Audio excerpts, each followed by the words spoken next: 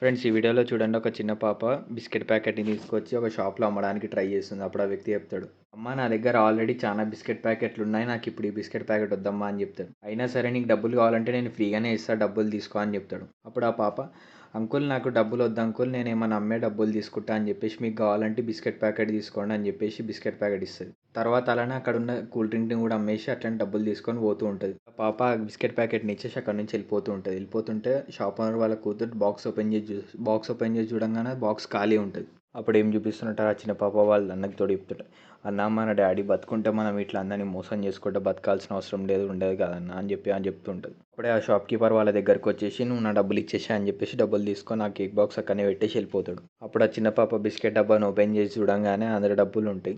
అసలు ఏం జరుగుతుందంటే, ఆ షాప్ కీపర్ ఈ అన్న చెల్లెలు మాట్లాడుకునే మాటల్ని పక్కకించి వింటూ ఉంటాడు. అందుకే వాళ్ళకి హెల్ప్ చేయడానికి డబ్బులు అందులో ఇచ్చేసి వెళ్ళిపోతాడు. ఈ వీడియో మీకు ఎలా అనిపించిందో కామెంట్ చేయండి. అలాగే